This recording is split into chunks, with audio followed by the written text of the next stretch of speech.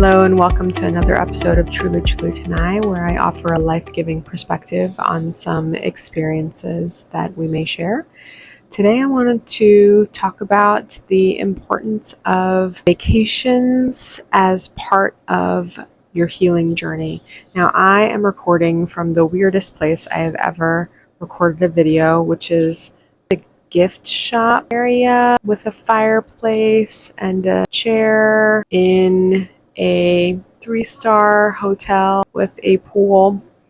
And I'm here because my husband and I decided to take a last minute spontaneous mini vacay, an hour and a half from where we live out to the West Coast to either enjoy the beach if it was sunny outside or enjoy the heated pool and jacuzzi and dry sauna if it was wet and rainy, which it has been all day. And we have learned to invest in vacations no matter what our financial situation. It's important to prioritize one's healing journey and health above all of the other things that everyone else is expecting of us. In our case, taking 1 to 2 vacations a year, even if they're short, 2 to 4 days, but preferably longer, 2 weeks each, is incredibly important to helping our brain and our body, our soul and our spirit just unwind, relax, deprogram, and reset so that we can process through some of the unprocessed emotions from the previous, let's say, 6 months, and so that we can then be refreshed and restored and ready for the next 6 months. Now, this past year in the winter time, we took 2 weeks between right before Christmas to right after New Year and just did a staycation. But during that time, we made sure to minimize any non-essential work. So I told my unit, I'm taking a vacation. Don't call me unless someone is losing their life, limb, or eyesight, day, or imminent travel. And I did not talk to anyone in the Army for 2 weeks now. Being in command, that is, I feel, a really big accomplishment. That's how important it was. And in those 2 weeks, as I decompressed from the constant 8 to 24 hours a week of additional work that I have on top of the full-time job that my husband and I have running Benna's companies and establishing this YouTube channel, amongst many other efforts that we do, it really gave me a perspective on what it is I want in the next season of my life, whether it's in the Army or outside the Army.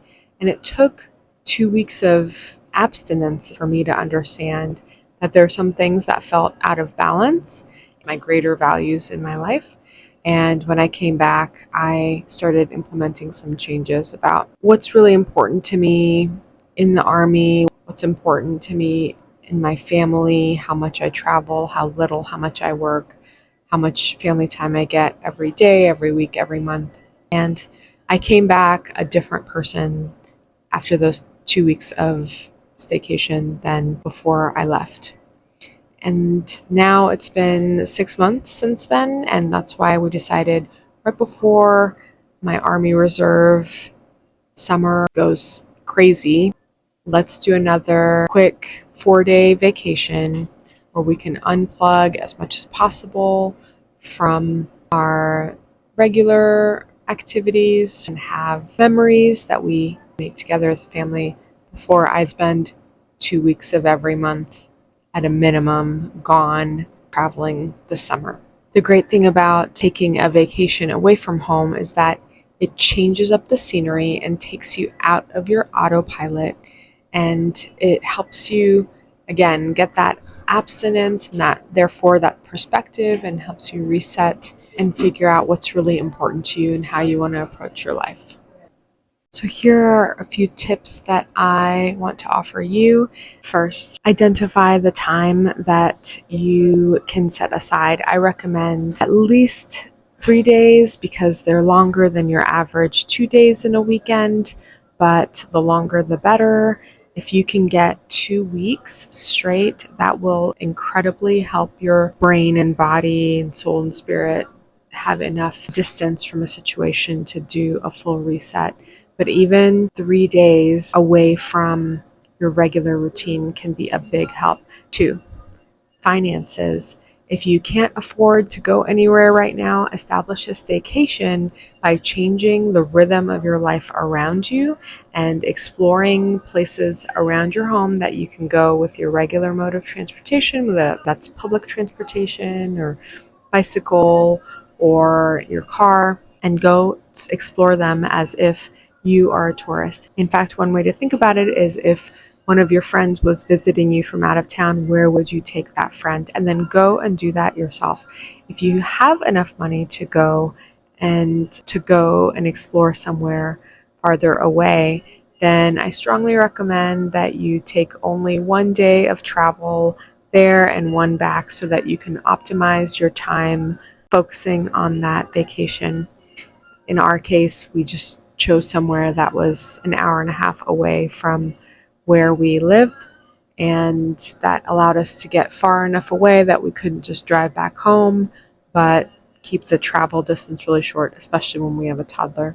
3, set a agenda that's different from your regular agenda as much as possible.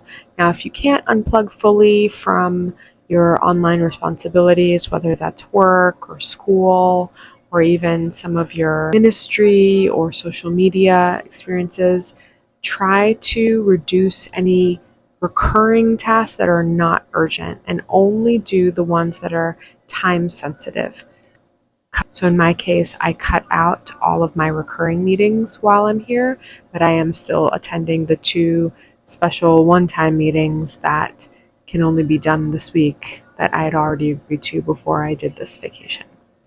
4, make sure to pack the things that will help you maintain your health while you're on your vacation.